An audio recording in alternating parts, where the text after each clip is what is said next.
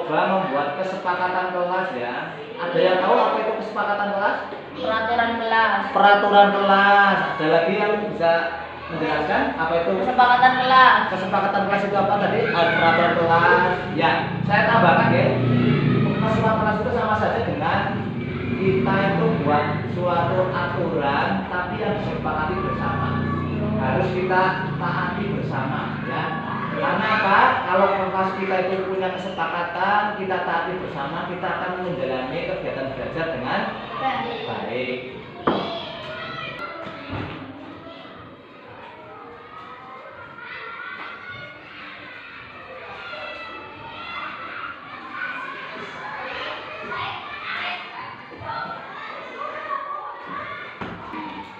Coba anak, kalian tuliskan keinginan kalian dalam secari kertas sticky note yang sudah kalian pegang. Kesepakatan kelas apa saja yang perlu kamu buat hari ini sehingga nanti kita sepakati bersama untuk selama 1 tahun kita belajar. Silakan kalian tulis apa saja, hal-hal apa saja yang positif yang perlu kita laksanakan di kelas ini. Silakan kalian tulis.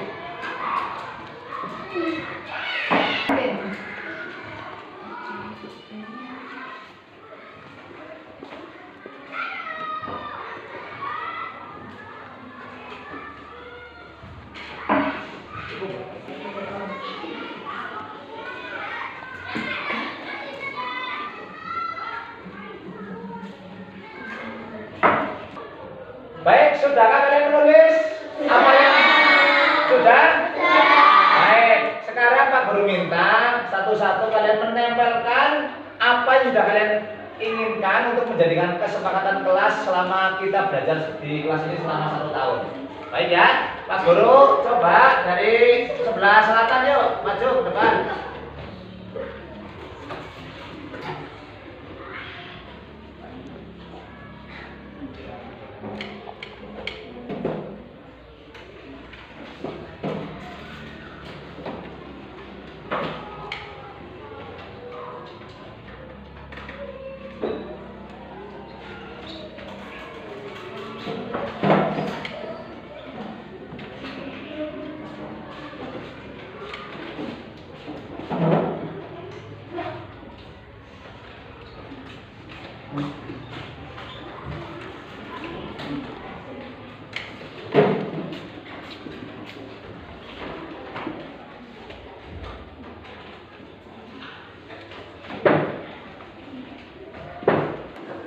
Baik, terima kasih anak-anak. Kalian sudah bisa tadi membuat kesepakatan kelas yang berjumlah 15. Kesepakatan itu nanti akan kita atau Pak Guru buat secara lebih besar lewat poster dan Pak Guru tempel di bagian kelas ini, terutama di bagian mading sebelah timur.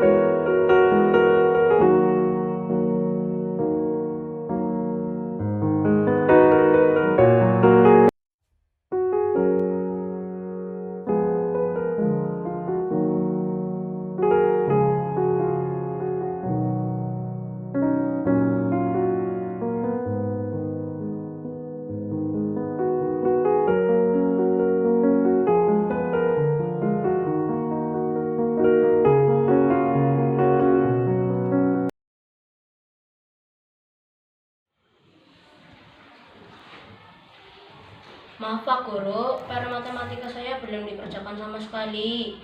Oh, kenapa PR matematikamu bisa kamu tidak kerjakan seperti teman-temanmu yang lain? Mengapa ini bisa terjadi, nak? Saya kemarin sepulang sekolah langsung diajak teman-teman main sepak bola, Pak. Akhirnya pada malam hari saya lelah dan ketiduran sampai lupa mengerjakan PR, Pak.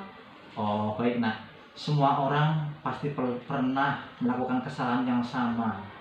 Bahkan Pak Guru pun pernah melakukan kesalahan seperti kamu. Nah, coba kamu pikirkan, kenapa ini bisa kamu lakukan tidak mengerjakan PR matematika yang Pak Guru berikan? Sepulang sekolah saya langsung bermain bersama teman-teman, Pak.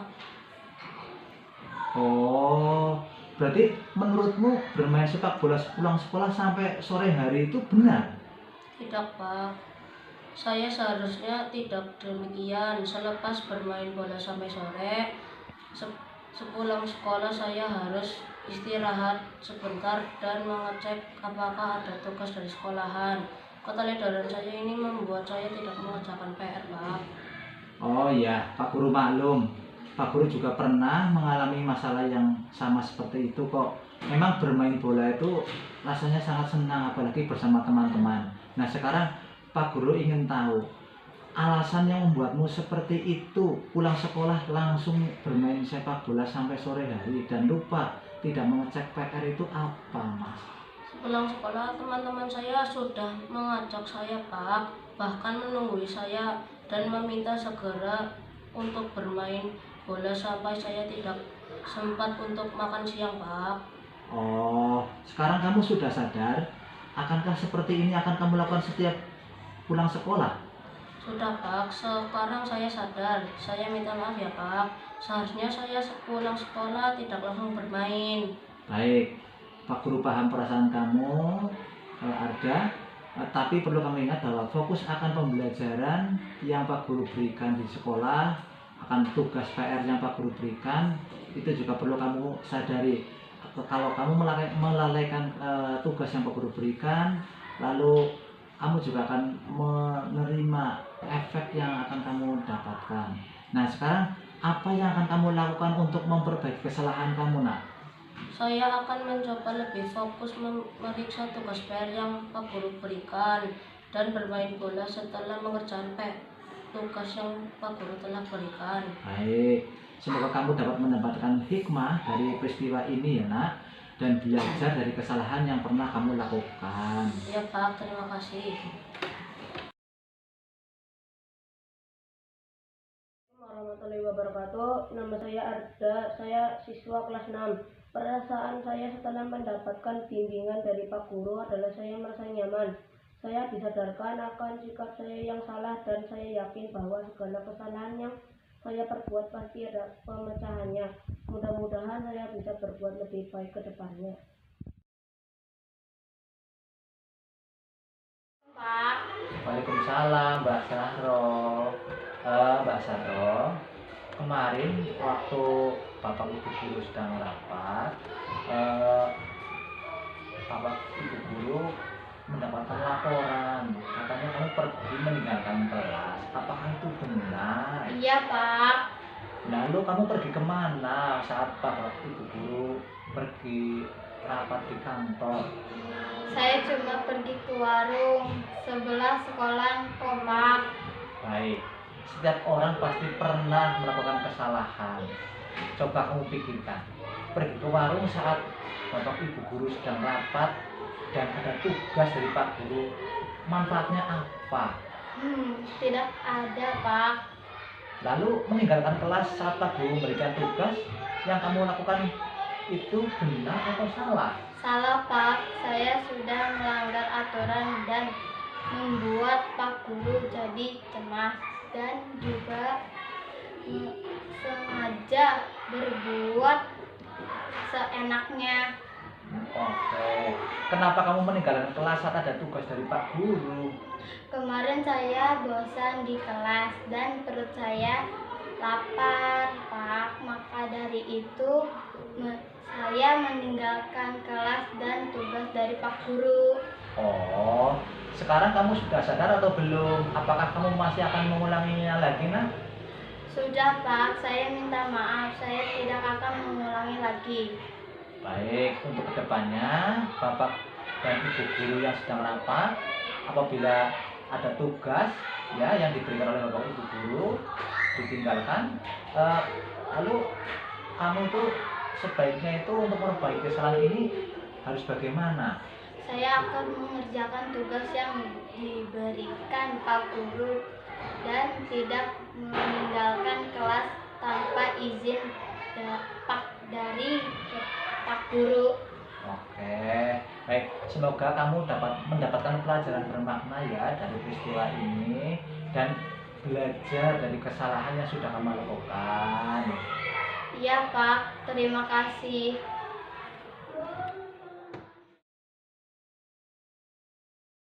Assalamualaikum warahmatullahi wabarakatuh. Nama saya Zahros, saya siswa kelas 6. Perasaan saya setelah mendapat nasihat dan bimbingan dari Pak Guru adalah saya merasa sadar akan sikap salah yang saya perbuat. Dan saya senang Pak Guru menyadarkan sikap saya dengan ramah. Saya merasa nyaman. Saya harus memperbaiki perbuatan saya yang salah selama ini dan tidak akan mengulangi lagi.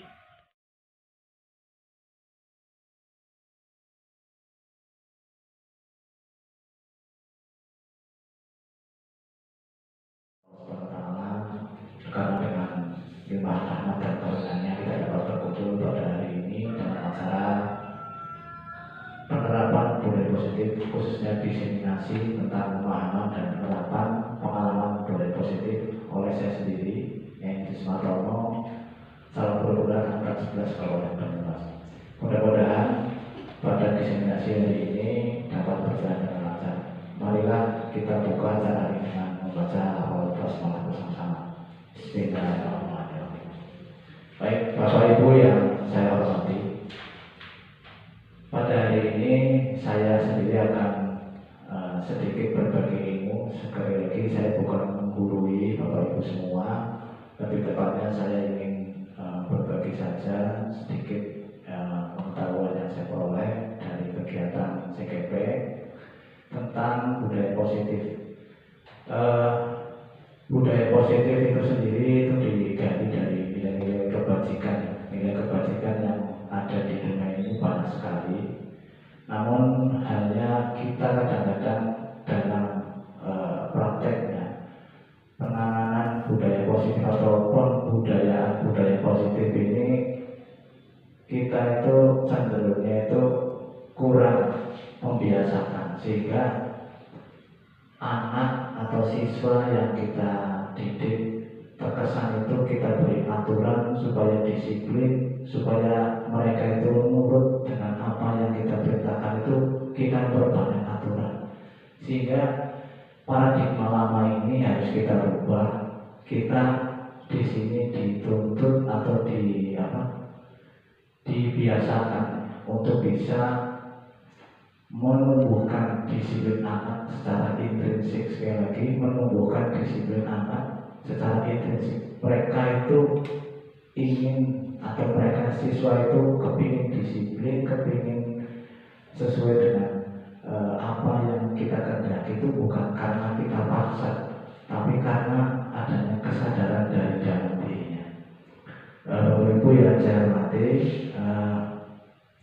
konsep inti dari budaya positif itu sendiri adalah perubahan paradigma belajar, lalu ada disiplin positif, nilai keyakinan atau nilai kebajikan atau nilai kebaikan, kebutuhan dasar manusia, motivasi perilaku manusia, posisi kontrol guru, keyakinan kelas, dan segitiga restitusi. Bapak Ibu yang saya hormati, bahwa kita selama ini itu harus menyesuaikan dengan adanya kurikulum baru, kurikulum terkait dengan adanya budaya positif tadi yang saya utarakan di awal, bahwa kadang hari ini itu kita sering terjadi miskonsepsi tentang teori kontrol kita, guru terhadap siswa. Sebagai contoh di situ, bahwa kita itu kalau mengkritik siswa, membuat siswa itu bersalah, itu dianggap mampu menguatkan karakter. Padahal justru dengan membuat siswa itu bersalah, maka siswa itu justru malah merasa akan menjadi down atau minder.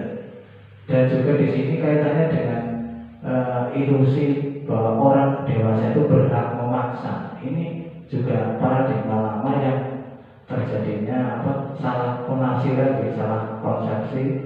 Kita itu bukan untuk memaksa, tapi kita lebih cenderung melayani kebutuhan siswa sesuai dengan teori tadi pembelajaran berdiferensiasi. Baik Bapak Ibu semua yang saya hormati, bahwa disiplin itu berasal dari kata Latin disiplina yang artinya belajar. Disiplin sendiri mengacu pada arti yang memiliki tanggung jawab terhadap apa yang dilakukannya berdasarkan nilai yang diyakini. Kemudian disiplin positif itu merupakan salah satu cara penerapan disiplin yang bertujuan untuk menumbuhkan kesadaran serta memberdayakan murid tanpa imbalan, penghargaan, ancaman atau hukuman.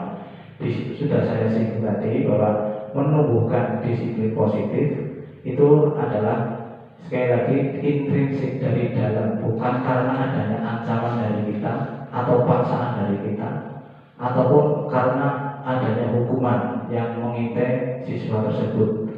Karena apa?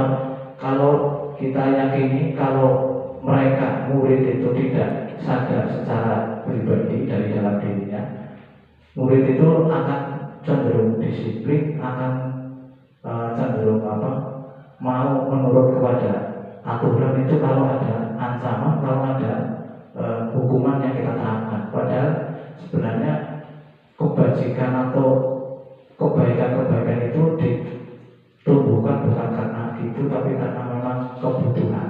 Nanti akan kita singgung di selanjutnya. Kaitannya dengan keterampilan hidup life skill ini, nilai kebajikan itu kalau diinput banyak sekali, yang intinya seperti tampilan di atas.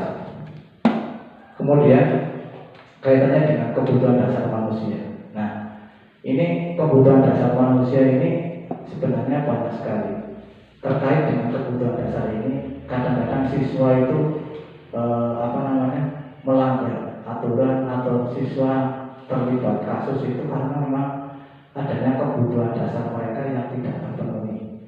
Nah, inilah yang nantinya kita akan coba membuat suatu, lebih tepatnya itu diskusi apabila ada suatu masalah yang ada pada diri siswa, bukan kita menghukumnya, bukan kita memberikan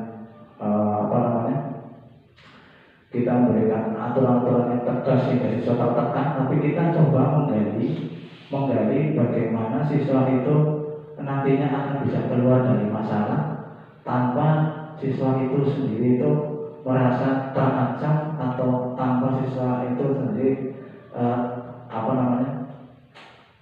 tidak terpenuhi kebutuhannya. Baik Bapak Ibu yang saya hormati, saya lanjutkan. Terkait dengan kebutuhan dasar manusia itu apa saja? Banyak sekali. Yang pertama adalah bertahan hidup, ini jelas, kaitan dengan makan, pakaian dan seterusnya. Kemudian ada kasih sayang dan rasa diterima. Lalu kebutuhan itu juga ada penguasaan yang kaitan dengan harga diri, keinginan untuk dianggap.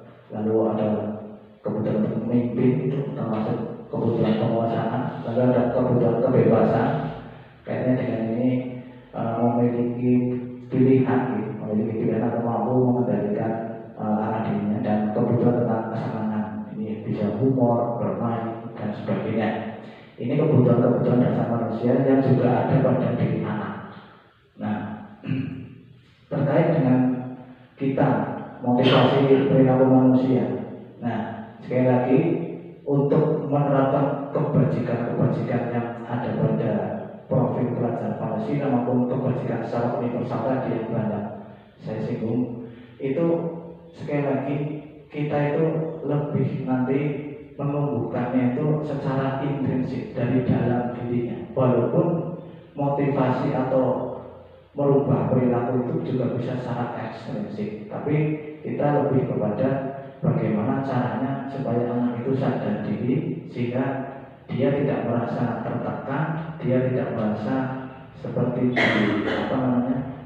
dihukum, tapi mereka kontrol guru itu ada 5. Yang pertama itu penghukum, yang kedua membuat merasa bersalah, yang ketiga adalah sebagai teman, dan yang keempat sebagai pemantau, dan yang kelima adalah sebagai manajer. Nah, dari 5 posisi kontrol ini, kalau saya mengikuti pendidikan ini, yang paling pas adalah yang sebagai manajer. Artinya di sini kalau sebagai manajer itu sudah menerapkan restitusi tadi. Artinya kalau siswa ada permasalahan, siswa punya masalah, itu kita bukan sebagai penghukum atau membuat merasa bersalah, tapi kita itu mencarikan solusi, memahami kebutuhan siswa yang mungkin tidak terpenuhi sehingga siswa itu melakukan kesalahan atau bertindak tidak disiplin. Kemudian Bapak Ibu yang hormati, ini contoh 5 posisi kontrol guru yang tadi sudah saya sebutkan. Misalnya ada kasus siswa tidak pakai atribut lengkap saat upacara bendera. Ini contoh sebagai penghukum, ya. Posisi sebagai penghukum ini, misalnya kita ke siswa yang tidak memakai atribut, langsung hormat pada bendera selama 1 jam atau keliling lapangan selama 10 kali.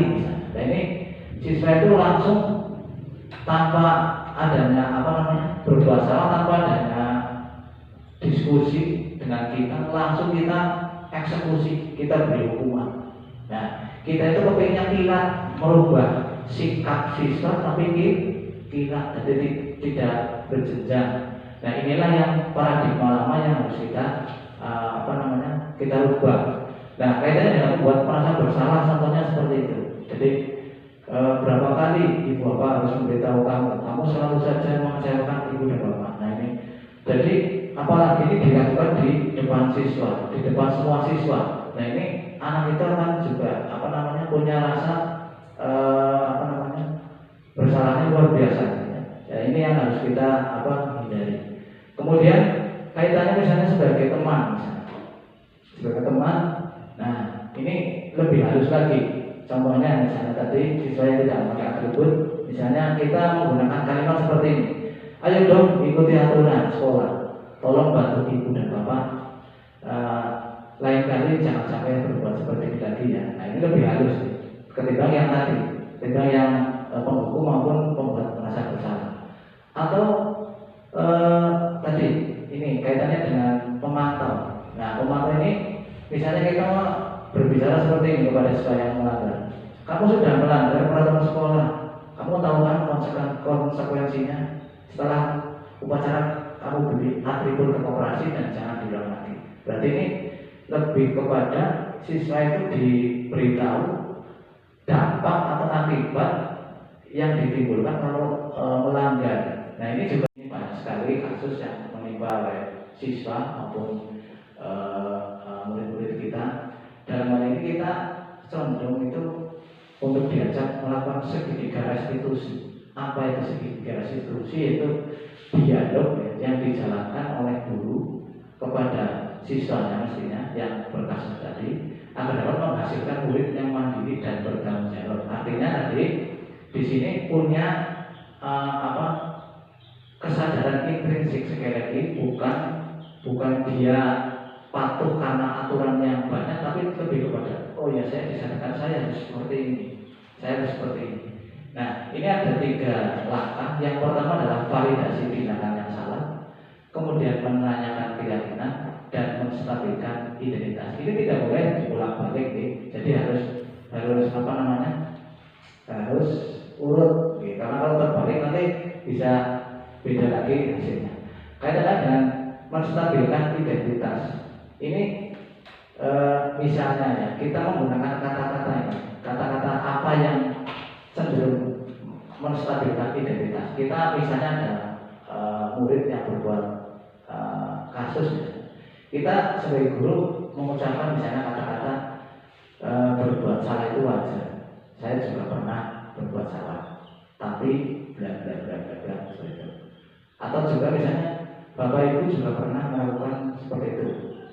Tetapi kita harus kedepannya seperti ini, seperti. Jadi lebih mereka itu seolah-olah itu tidak merasa sendirian, bersalah sendiri. Tapi kita juga pernah bersalah.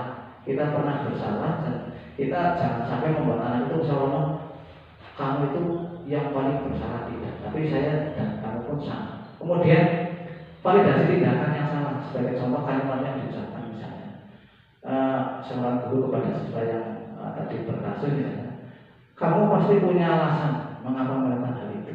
Misalnya siswa tadi tidak membawa atribut lengkap.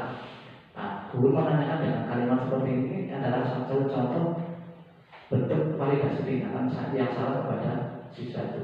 Terus misalnya kamu melakukannya karena mempertahankan sesuatu yang penting bagimu. Apa yang kira-kira?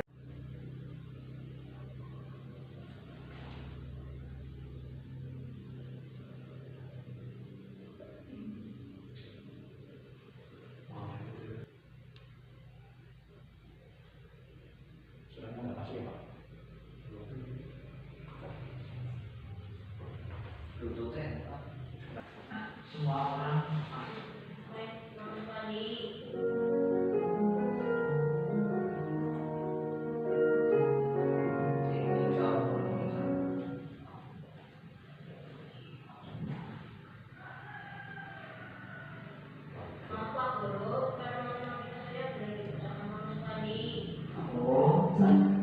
kenapa apa yang bisa kamu bisa kerjakan sebagai teman-teman yang lain?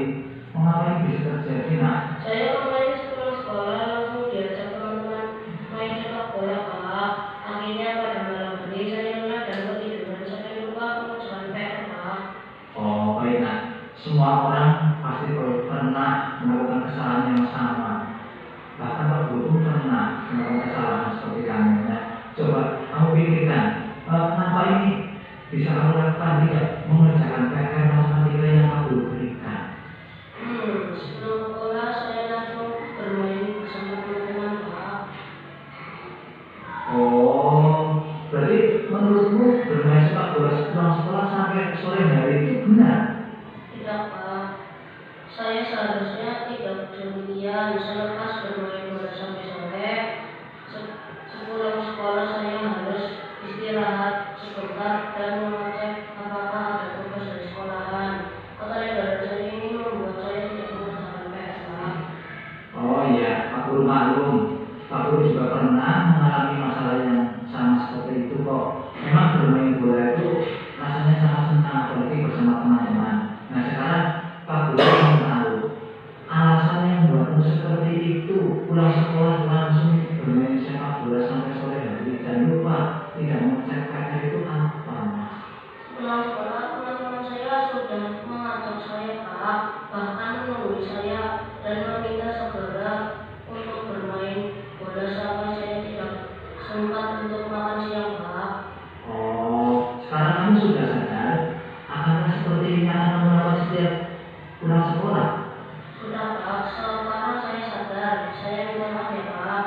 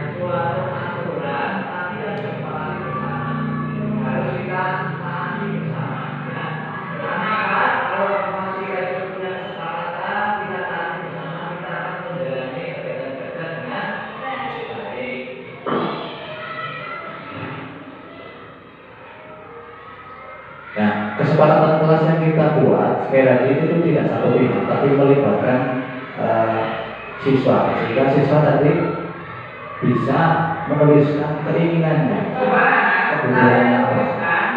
Keinginan kalian dalam secari kertas sticky note yang sudah kalian pegang. Kesepakatan kelas apa saja yang perlu kamu buat hari ini, sehingga nanti kita sepakati bersama selama 1 tahun kita belajar.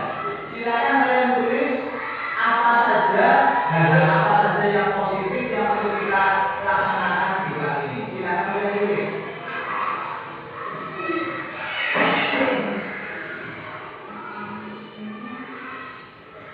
Setiap anak pastinya punya keinginan, punya kebutuhan yang berbeda-beda ya dalam dirinya. Nah, kita akomodir kebutuhan mereka sejauh masuk akal ya, tidak melenceng dari nilai-nilai kebajikan. Baik.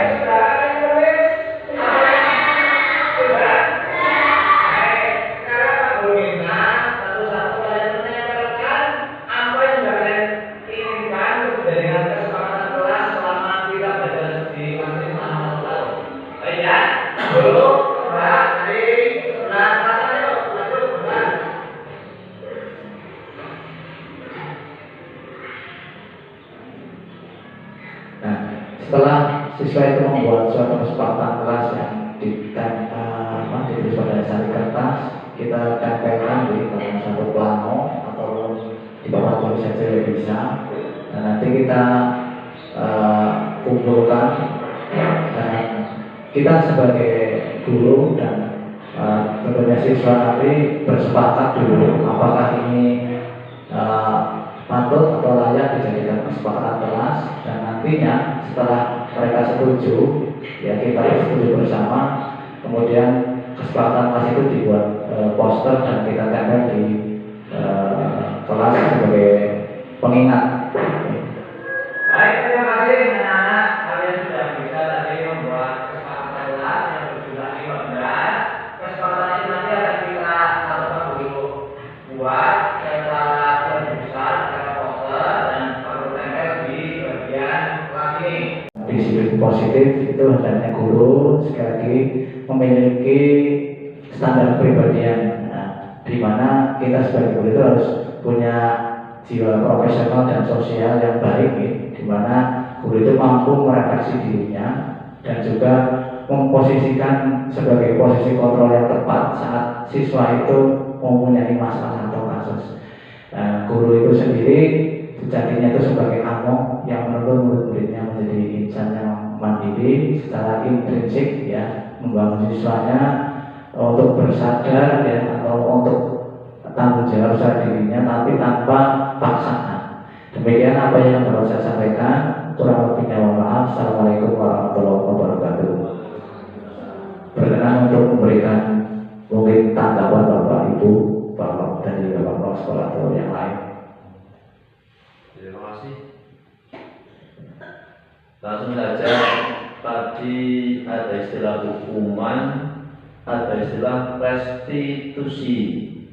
Kalau hukuman itu saya masih ingat waktu SPG saya dulu pernah sekolah ada materi tentang hukuman itu tadi.